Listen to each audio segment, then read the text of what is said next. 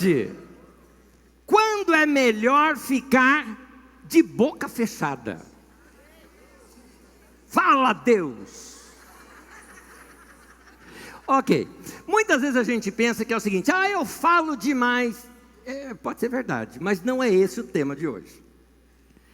A ênfase no tema de hoje é quando a gente está diante de uma situação que a gente não entende e não se tem nada para falar.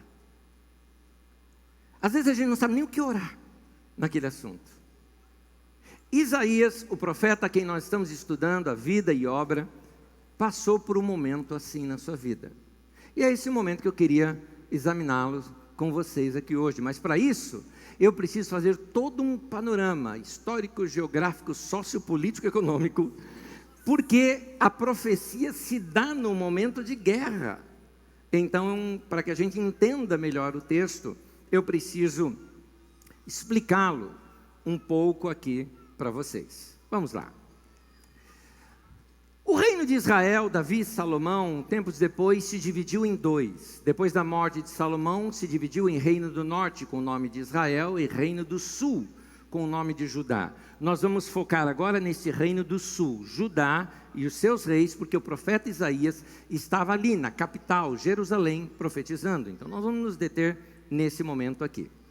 150 anos depois dessa divisão, nós temos um rei em Judá chamado Uzias. Este rei, que aparece já no livro de Isaías, quando Isaías começou o seu ministério, este rei era o grande rei no seu tempo. Era um tempo de grande prosperidade da nação, estou citando aqui que foi ensinado domingo passado. Era um tempo de grande prosperidade na nação, e só que Isaías, num determinado momento, teve os seus olhos abertos para algo.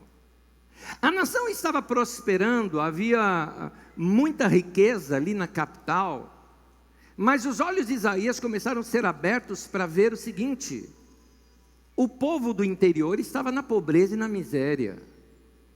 Algumas pessoas enriqueciam muito, enquanto outras empobreciam bastante. Acontece que, diferente de Amós, que era um profeta que veio de lugar muito pobre, uma situação muito pobre, veio profetizando, Isaías não, ele veio de um lugar muito rico. Isaías morava na capital, e o que significa que, quando ele descobriu que havia corrupção na nação, os corruptos eram seus amigos. O choque dele de notar que aqueles amigos de infância que cresceram juntos, ou aqueles pais de amigos a quem ele admirava muito, ou que até aquela riqueza da qual talvez até ele mesmo usufruía ao seu redor, era de dinheiro ilícito. Isaías então começa a profetizar sobre isso, só que aí tem duas coisas. Primeiramente, seus olhos foram abertos para ver essa corrupção toda, e ele começa a denunciar tudo isso. Um problema: seu coração azedou por causa disso. Quando a gente vê muito defeito dos outros, às vezes nós perdemos a esperança e o nosso coração fica amargo. As palavras de Isaías ficaram muito amargas naquele tempo. E num determinado momento em que ele fala: ai desse, ai daquele outro, quando ele tem uma visão de Deus sobre o trono e uma revelação, seus olhos são abertos para o seu próprio coração, aí ele fala: ai de mim. Aí ele se reconhece. Isaías deixa Deus trabalhar no seu coração, mas ele não tinha que parar a profecia. Sua profecia continuou muito firme contra aquele governo, orientando e tentando trazer aquela nação para o prumo. O rei Uzias morre. Reina em seu lugar o seu filho Jotão. Por alguma razão, como eu já disse aqui uma vez, Jotão, por alguma razão, este nome me lembra um elefante verde, mas tudo bem, deixa para lá. É bem parecido. Jotão reina em seu lugar e segue a mesma política do seu pai. Isaías insistindo para que houvesse mais justiça, que removessem os juízes que eram corruptos naquele tempo da nação, que houvesse um pouquinho mais de justiça social, e nada disso acontece. Jotão morre. Entra em seu lugar um terceiro rei agora, Acás. Este rei Acás, logo no início do seu reinado, um problema político internacional surge. Havia um império na época chamado Assíria. Você já estudou isso na escola, os assírios. Os assírios, ficando lá bem mais ao norte, dominavam não só toda a região da Mesopotâmia e toda aquela região ao norte, eles queriam agora chegar até o Egito. Porque depois dos assírios, a nação mais forte era do Egito, e os assírios queriam limpar o corredor, vamos dizer assim, para que também invadissem o Egito. E nesse corredor estão o quê? Nações pequenas. Edom, Amon, Israel, Judá, Síria, não Assíria, Síria. E esses lugares estavam ali a caminho e quando os assírios começaram a invadir algumas das cidades ao norte, fizeram uma coalizão anti-assíria entre a Síria, que eu vou passar a chamar de Damasco, pela capital, para a gente não confundir os nomes. Então, Damasco fez uma coalizão com o reino do norte, o reino de Israel, Samaria, a capital. E os reis fizeram uma coalizão e queriam que todos os outros reis do sul se juntassem a eles. Judá não quis entrar nessa coalizão, porque eles perceberam, é uma furada. A Assíria é muito mais poderosa do que todos nós juntos. Vamos partir por um outro tipo de negociação e não chegaram em acordo. O que aconteceu? Essa coalizão anti-Assíria passou a ser agora uma coalizão anti-Judá. Eles queriam invadir Judá, invadir Jerusalém, não para destruir a cidade, mas para depor o rei, Acás.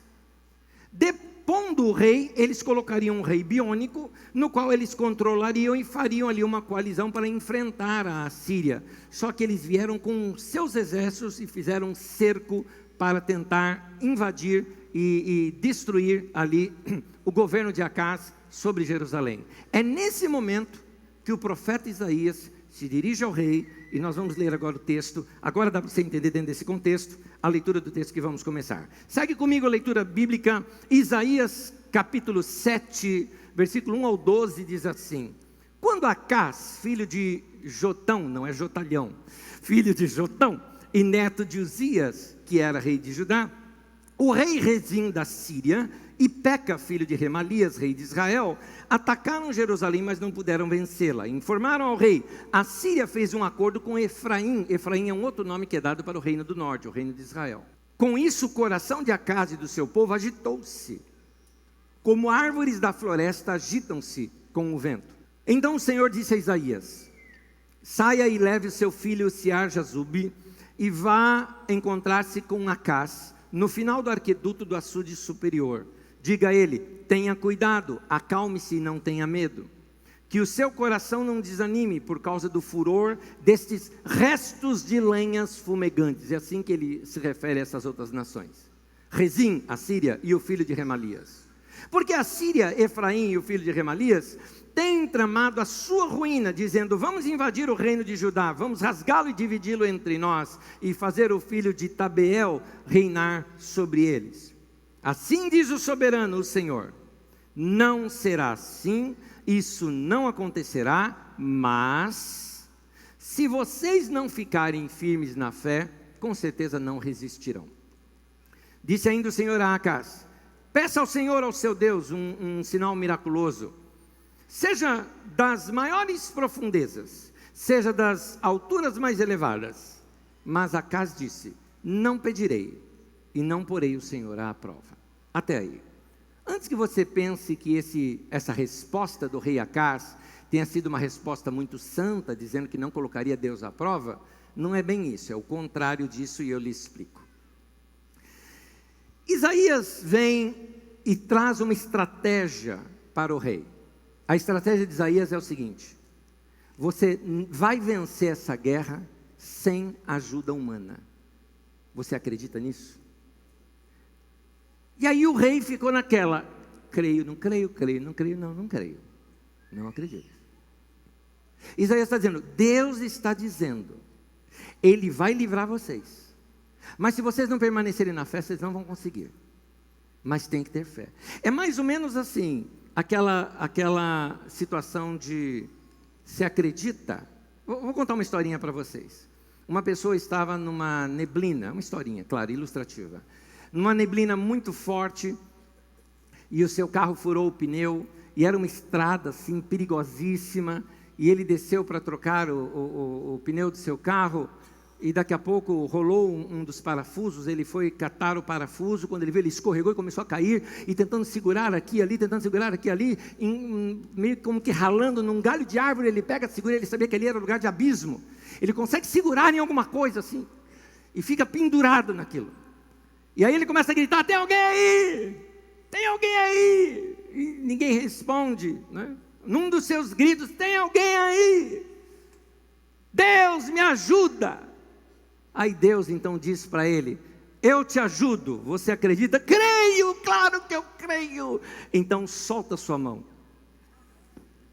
E aí? Crê ou não crê? Ele resolveu não crer e ficou agarrado ali a noite inteira. Quando ele acordou de manhã, ele estava a 20 centímetros do chão. Esse era o caso do rei ali.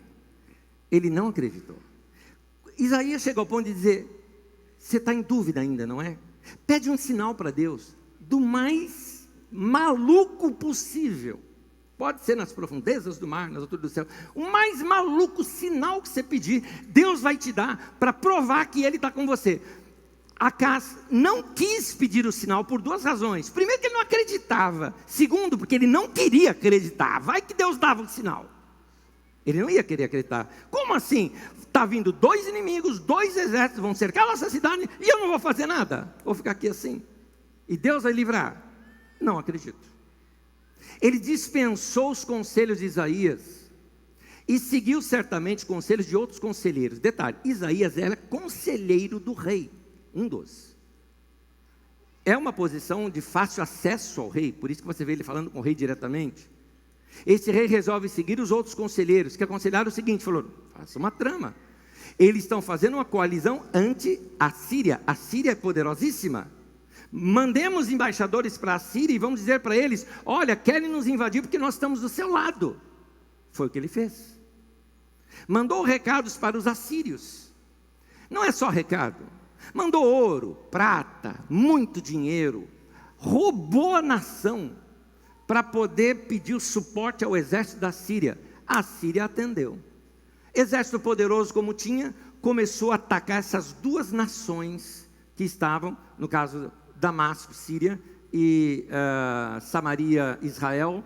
Atacou essas duas nações, fez cerco sobre as suas capitais, e esses exércitos que estavam lá ao sul, atacando Judá, ao receberem a notícia que as suas capitais estavam sendo atacadas, tiveram que recuar, livrando assim Judá. Judá ficou livre. A Síria derrotou seus inimigos no lugar de Judá. Judá só ali ficou de boa, a nação. O rei então, como que dizia assim para Isaías, deu certo, cadê aquele teu conselho? Existem outras maneiras de se fazer isso. Na verdade, por ter dado certo o plano do rei Acaz, ele deu um cala-boca no Isaías. Algo assim, seus conselhos são bons, mas eu encontrei melhores. Deus então fala para Isaías que é tempo de recolher e sair de cena.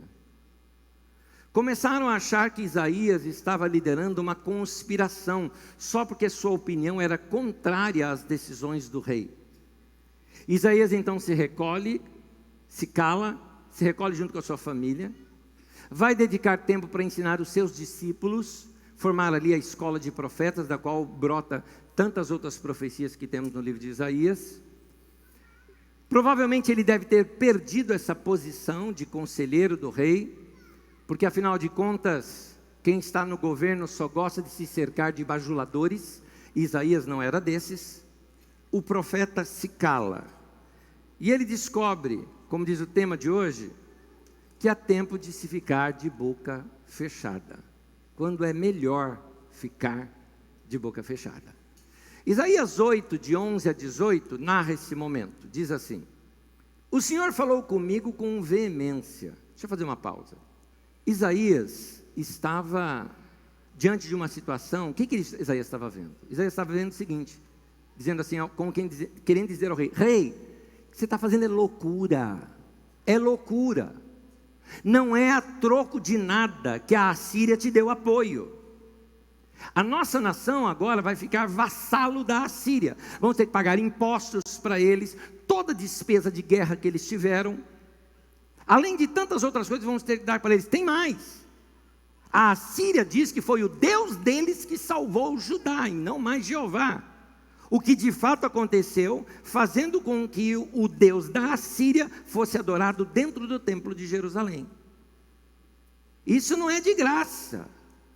Nos dias de hoje seria o mesmo do que pegar uma pessoa completamente endividada e você está tentando alertá-la, dizendo o seguinte: escuta, não corra para a agiota para pagar essa sua dívida, porque você está descobrindo um santo para cobrir outro. A situação sua vai ficar pior ainda nesse passo que você está dando. É isso que Isaías estava orientando o rei. Imagina, ele dá a orientação e o rei faz o contrário. Eu imagino a situação do Isaías querendo falar, ele falando: rei, Deus, nosso Deus, meu Deus, Deus dos seus avós, Deus do teu bisavô, tataravô, pentavô, Davi, o Deus dele, o mesmo Deus que o nosso, Deus de Moisés, o Deus de Abraão, de Isaac, de Jacó, esse Deus está dizendo para você: não faça nada, eu vou livrar essa cidade, e você não está acreditando. Imagine, e o rei seguindo o conselho de outros. Eu acho que Isaías ficou assim: faz alguma coisa, indivíduo, ouça essa palavra, você está fazendo errado.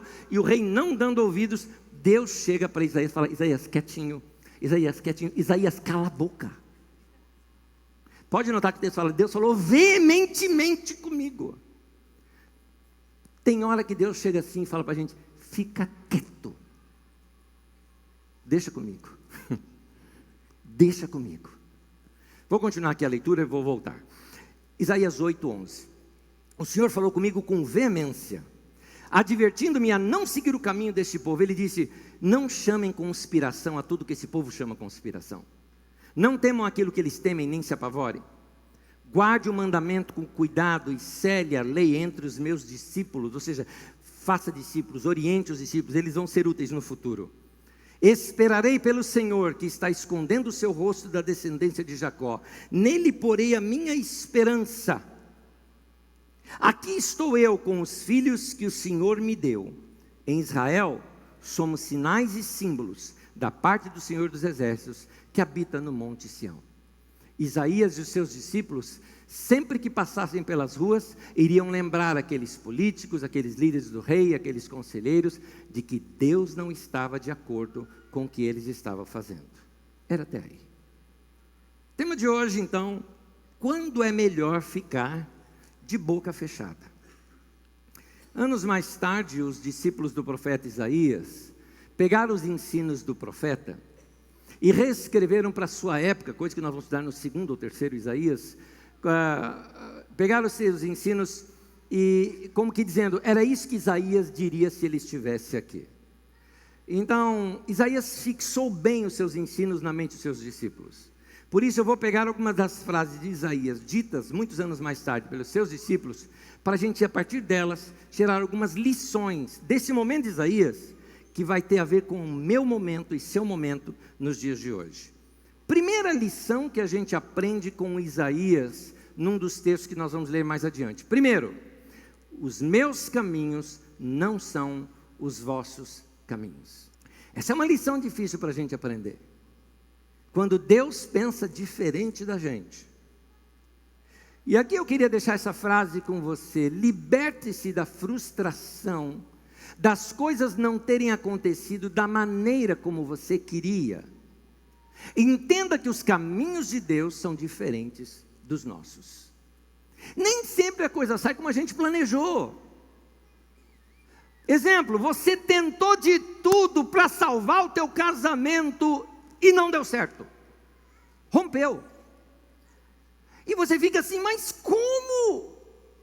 Eu fiz certinho, me orientaram, eu segui a palavra de Deus, eu orei e não deu certo. Você orou pedindo um emprego, surge uma oportunidade, e você ora e dentro de você: eu tenho fé, esse emprego já é meu, até contou para todo mundo, e não te chamaram. Frustração. Você acreditou que algo daria certo, mas não deu. Trazendo para a época de Jesus, se coloca no lugar de Marta e Maria, irmã de Lázaro. Você acreditava, Jesus vai chegar a qualquer hora, vai impor a mão no meu irmão, e meu irmão vai ser curado. O Lázaro morreu. A gente sabe pela história que o Lázaro ressuscitou, mas ainda não tinha acontecido quando elas estavam decepcionadas. Tanto que quando Jesus chega, a primeira coisa que Marta fala, Marta nem saudou Jesus, ela viu Jesus e falou assim: se o senhor estivesse aqui, meu irmão não teria morrido. E outros falavam: você chegou atrasado. Quantas vezes nós não temos esse mesmo coração de Marta, dizendo: Deus, o senhor está atrasado. Aí daqui a pouco rompeu tudo, não deu nada certo que você planejou, você falou: agora não tem mais jeito mesmo, agora não tem mais jeito mesmo. Deus, o senhor está atrasado. Meu irmão, uma das coisas que a gente precisa aprender na vida, é que algumas coisas na vida da gente é igual o Lázaro, tem que morrer. Porque a glória da ressurreição ainda é muito maior do que se fosse a glória da cura. Então, deixe Deus dirigir a sua vida. Deixa Deus tomar o volante e decidir fazer o que Ele quer. Você confiaria em entregar as chaves da sua vida nas mãos de Deus e falar: faz o que o senhor quiser? Faz o que o senhor quiser? Uma vez eu fiz isso com Deus e tinha a ver com a área de trabalho. Eu tinha conseguido passar num concurso, eu tinha 19 anos de idade, um concurso maravilhoso, ganhar muito dinheiro mais, estava tudo certinho para mim, entreguei nas mãos de Deus, falei: Deus, faz o que o senhor quiser na minha vida. E eu pedi demissão do lugar onde eu trabalhava, e eu fui para esse concurso que eu passei, e estava tudo certo, e no dia eu senti Deus falando comigo: não é o que eu tenho para você. E a minha coragem de dizer não naquele lugar, e ficar desempregado. E a coragem de entregar a chave nas mãos de Deus e dizer: Deus, faz o que o Senhor quiser fazer. Eu hoje, anos depois, eu olho para trás e digo que foi uma das melhores decisões que eu já tomei na minha vida. Ali foi fé, meu irmão, ali foi fé. Eu confiava de que Deus iria cuidar da minha vida, mesmo que nenhuma circunstância ao meu redor parecia que estava dando certo. Hoje eu olho para trás e falo: deu certinho. Se uma porta se fecha, meu irmão, Deus sabe o que é melhor. Siga adiante, deixa Deus fazer da maneira dele. Por quê? Na vida da gente nem tudo é vitória. Tristezas, perguntas, falta de respostas fazem parte da nossa vida. Nós perdemos às vezes pessoas, perdemos o trabalho, mas a nossa vida não foi perdida ali. Meu conselho para você, meu irmão: não deixe que um período de tristeza se torne uma vida de tristeza. Aqui entra Isaías 55, 8, que diz assim: os meus caminhos não são os vossos caminhos. Está escrito. Deus tem uma lógica diferente da nossa. Existem coisas que simplesmente a gente não entende, que a gente precisa pegar aqui no arquivo mental da gente, criar uma pastinha nova ali no nosso arquivo e escrever assim: arquivos de assuntos não compreendidos, e arquive ali. Tem coisa que a gente tem que fazer isso. Olha, não compreendido, arquiva ali e deixa. Se você não encarar dessa maneira, seu coração pode ficar amargo para com a vida. Nem tudo na vida se ajeita ou se ajusta exatamente como a gente queria que fosse. E aqui vem uma frase que eu já citei pelo menos umas 4 vezes ou 5 aqui na nossa comunidade: não coloque uma interrogação onde Deus colocou um ponto. É importante a gente saber disso, porque tem coisa na vida da gente que é desse jeito que acontece, e faz parte do nosso crescimento aceitar esses nãos na vida da gente. Todas as vezes que Deus diz não, é para proteger você. Então, Eva, por exemplo, imagina a crise de uma mulher. Eva, 2 filhos brigaram e um matou o outro. A crise de uma mulher de ver isso. No entanto, ela narra algo quando um outro filho lhe nasceu. Diz assim em Gênesis 4:25, na tradução de Almeida Corrigida, diz: tornou Adão a conhecer a sua mulher, e ela teve um filho e chamou seu nome Sete, e porque ela disse: Deus me deu outra semente. em lugar de Abel, porquanto Caim o matou. Semente sempre representa o futuro. Semente é a potência de alguma coisa que ainda vai acontecer. Coisas que ainda estão vindo. O que isso significa? Deus vai te dar uma outra semente, o que significa, tudo aquilo que você perdeu, Deus está te dando uma semente e vai fazer uma coisa nova. Deus está levando você a olhar para o futuro. Tem mais coisa para se dar à luz no futuro do que o que você já perdeu no seu passado. E Deus está simplesmente falando, confia, confia. Seu sonho morreu, sonha de novo. Deus está te dando uma nova semente. Para de chorar por coisas que não dá para mudar. Tempo de luto a gente entende, tempo breve de tristeza a gente entende, mas uma vida de tristeza não. Um capítulo se findou na sua vida. Meu querido, minha querida, vá para o novo capítulo, vira a página e comece a escrever. Onde Deus coloca um ponto, não coloque uma interrogação. O que nós aprendemos com Isaías aqui, é que os caminhos de Deus podem ser diferentes dos nossos caminhos. E por isso, requer de nós fé. É por isso que ele disse para o Acaz, ele falou assim, se vocês crerem, vai acontecer, mas se você não crer, você não vai resistir. Esses exércitos realmente vão vir e vão destruir vocês. Mas basta crer. O que Deus está falando para você nessa hora, dizendo assim, filho, confia, acredita, eu sei o que eu estou fazendo. Lembrei de algo aqui agora. Fizemos uma surpresa para um dos nossos filhos, num dia de seu aniversário, e saímos para passear. Na verdade, nós passeamos exatamente num dia alternativo ao seu aniversário, para ele não se tocar que se referia ao aniversário. E estávamos indo num lugar e ele começou a achar chato passear naquele lugar, eu percebia isso. E aí eu falei, deixa eu passear com você numa loja que você gosta. E eu já sabia o que eu iria comprar, já estava tudo certo, já tinha feito contas, já sabia o objeto, sabia que era o sonho dele aquilo, o que ele não sabia que nós daríamos de presente. Então passeamos na loja, entramos na loja e vimos uma coisa. Falei, vamos ver, isso aqui não custa nada ver não gasta, né? Então vamos ver, e vimos um instrumento, vimos outra coisa e tal, e encantando os olhos dele, e eu ainda não tinha mostrado o melhor. Eu sabia daquele melhor, já sabia o preço, já tinha preparado, a gente ia comprar aquele. Mas só mostrando os outros. Quando chegou nesse, uau! O tempo todo eu dizia para ele, vamos junto, vem comigo, está gostoso. Mais ou menos eu estou dizendo assim, confia. Eu sei o que eu tenho preparado para você. Quando ele ganhou o melhor, ele não acreditava que estava ganhando aquilo.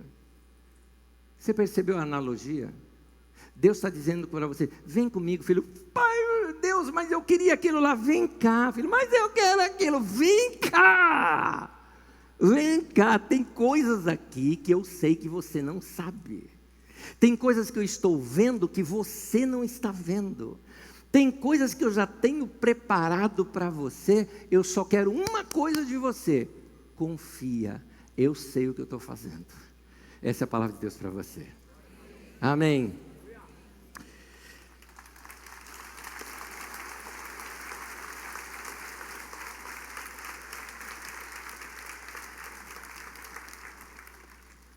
A todos vocês que aplaudiram a Deus nesse momento, acreditando que essa palavra é para você, eu acredito que no seu aplauso você tomou uma atitude de receber pela fé, de que Deus vai cuidar de você dessa maneira. Eu também.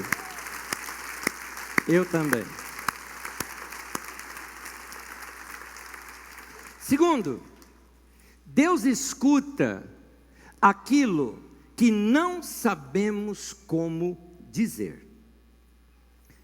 Deus escuta o nosso coração nas nossas orações. Algumas vezes Deus responde às nossas orações antes mesmo de nós orarmos. Isso porque Ele já ouviu o nosso coração antes de ouvir a nossa voz. Até porque algumas vezes a gente não sabe o que vai falar. Você imagina Isaías orando nesse momento? Isaías ia estar assim, Deus, o Senhor falou para eu ir lá falar com ele? Eu falo, o cara não me ouve. Deus, olha as besteiras que esse presidente, que esse rei está fazendo. Tira o celular da distraído. Isaías, ele não tem palavra para falar, mas Deus conhece o coração. Deus conhece o coração. Isaías 65, 24 diz assim: antes mesmo que me chamem, eu os atenderei. Antes mesmo de acabarem de falar, eu responderei. Vai ser assim com a vida da gente. Quando a gente confia desse jeito. Quando nós estamos aflitos, a gente fala o que vem na cabeça, e muitos pensam que nós estamos até orando errado. Meu irmão, não tem oração certa, oração errada. Para com esse tipo de coisa. Oração errada é aquela que você não faz. Não tem na oração. Mas não importa o jeito que você ora, importa o teu coração. Deus lê o nosso coração mais do que as nossas palavras. Conta-se uma história na Bíblia Sagrada de que Jesus, descendo de um monte, encontrou um homem desesperado. E esse homem chegou para Jesus ali desesperado, dizendo: meu filho está maluco, meu filho está se jogando no fogo, tem um espírito nele, se joga no fogo, ele tenta se matar afogado, tenta se matar queimado, e eu chamei os seus discípulos para ver se expulsa esse demônio, e os seus discípulos não conseguiram fazer nada. Se o senhor puder fazer alguma coisa, o senhor pode fazer. Jesus falou: se eu posso? Tudo é possível aquele que crê. Você crê que eu posso fazer? Olha a resposta do homem: eu creio, mas não creio. É isso que está lá, porque o texto diz assim: eu creio, ajuda-me na minha incredulidade, não é? Essa é a versão revista atualizada. A versão revista anesiada é essa daí: eu creio, mas não creio. É isso aí. Não dá para acreditar. E Jesus então, o que Jesus fez? Incrédulo, como você não... Não, Jesus leu o coração do homem mais do que as palavras dele. Ele viu o coração de um pai ali. E Jesus pegou e curou o filho dele. E pronto, entregou bonzinho para o pai. Está aí, a sua fé. Ainda ele usa a fé do homem. Olha que coisa linda. Queridos, Deus leu o coração desse homem. E entendeu que o coração daquela pessoa falou naquele momento da oração. Assim também Ele conhece o nosso coração. Por isso eu quero te dar uma dica aqui agora na oração. Coloca seus sentimentos na oração. Tem muita gente que não tem tempo de ouvir seus sentimentos. Ele não dá vazão para os seus sentimentos. A maioria das pessoas nem mesmo entende seus sentimentos. A boa notícia: Deus entende. Deus entende o que você sente. Por isso, lança para Deus, conta para Ele. Texto do apóstolo Pedro, Pedro apóstolo, capítulo 5, versículo 7 da sua primeira carta, diz assim: lancem sobre Ele toda a sua ansiedade, porque Ele tem cuidado de vocês. Todos os seus desejos, todas aquelas coisas que você não sabe explicar, lança. Às vezes não dá nem para falar em palavra aquilo, mas passa para Deus tudo isso. Deus está dizendo: eu vou cuidar de vocês. Eu vou cuidar de vocês. Está passando problema no teu trabalho, não sabe explicar para Deus? Ore. Problema na sua saúde, inseguranças? Ore. Problema financeiro, falta de perspectiva? Ore. Deus sabe o que se passa em nosso coração. Amém? Ele sabe, Ele lê o nosso coração. Eu vou terminar. Quero terminar dizendo a continuação do que ocorreu ali com Isaías. Domingo que vem a gente continua. Mas aqui nesse momento, Isaías profetiza para o Acaz que um filho nasceria de uma das esposas jovens ali de Acaz. Um filho nasceria e esse sim seria um grande governante na nação. Depois disso, Isaías então se cala e aguarda esse nascimento deste filho que vem a ser o filho de Acaz, depois Ezequias. Mas após 3 anos calado, profecia após profecia, aviso após aviso, alerta após alerta que Isaías deu, foi se cumprindo cada um deles. A coisa foi desmoronando para o rei. A Assíria começou a pressionar. Acaz andava nas ruas e via ou Isaías, ou os discípulos de Isaías, E toda vez que ele via alguém dele, certamente lembrava das profecias do profeta. E o profeta não falava nada. O que eu tinha que falar, eu já falei, não falo mais nada. Mas também Isaías não ficava assim, tá vendo? Viu? Não. Ficava assim não. Hashtag, não, nada disso. O profeta ficava na dele. Ele falou, nós vamos ser um testemunho vivo. Eu imagino a angústia do profeta, enquanto tudo estava quieto. Ele tinha profetizado algumas coisas, inclusive das coisas que iriam acontecer aos reinos paralelos, aos reinos de cima, como queria acontecer para Damasco, queria acontecer em Israel, até com relação à Assíria, ele profetizou, mas nada aconteceu, senão só 3 anos depois. E enquanto nada acontecia, imagina a angústia do profeta, eu tenho certeza que Deus falou comigo, mas nada estava acontecendo. Mas Deus estava ali com ele. E certamente foi um tempo de angústia para Isaías. E é aqui que eu quero terminar te dizendo uma coisa. Meu irmão e minha irmã, você que passa por um momento de angústia na sua vida, onde você não está vendo respostas às suas orações. Momento da sua vida onde você, aquilo que desejava não deu certo, e você tem um monte de porquê. Momentos na sua vida em que talvez você sinta Deus falando com você, igual o profeta Isaías, Deus falou para o profeta Isaías, fica quieto, espera. Ou como diz a Bíblia Sagrada num outro texto, aquiete-se e saiba que eu sou Deus. Quando Deus chega assim e fala para você, você não está entendendo agora, você vai entender depois, mas aguarda. Esse durante chama-se angústia. E esse momento de angústia eu preciso dizer uma coisa, Deus também escuta as angústias do nosso coração, e Ele está perto de você nesse tempo todo. Por isso eu deixo com você aqui um salmo, salmo de número 46, versículo 1, na tradução de Almeida Corrigida, diz assim, Deus é o nosso refúgio e fortaleza, socorro bem presente na angústia. Vamos falar juntos? Deus é o nosso refúgio e fortaleza, socorro bem presente na angústia. Deus, Ele está ali, meu irmão, na hora da aflição. Ele não abandona. Deus escuta o nosso coração nas nossas orações. Ele sabe o que nós estamos passando. E Ele só está dizendo isso para você. Confia, confia. Meu irmão, para terminar eu quero te dizer uma coisa. Há momentos na vida da gente em que Deus tira o mapa da mão da gente. E você fica sem direção. Que dirigir com mapa é fácil. Você vai no lugar mais desconhecido possível, está lá o Waze, vire à direita, e você vai, vire à esquerda. Daqui a pouco o negócio para. E você fala, estou perdido. Vamos imaginar do modo mais antigo, o mapa. E você tem um mapa nas mãos e tudo está dando certo para você. Só que chegou um ponto do mapa, o mapa não tem continuação. Deus tira o mapa da sua mão e fala, agora confia. Eu te trouxe até aqui, eu te dei o mapa, eu te trouxe até aqui, eu sei a continuação do mapa. Por que que Deus faz isso? Porque enquanto você tem um mapa nas mãos, você fica olhando só para o mapa. Quando você não tem mais o mapa nas mãos, você só pode olhar para cima e pedir para Deus para te guiar. E é esse o momento que Deus está querendo dizer para você, confia, eu vou cuidar de você. Amém? Ele é bom, gente. Ele é bom. Ele vai cuidar de você. Ele vai cuidar de você. Convido você a ficar em pé e eu tenho uma última frase para te dizer.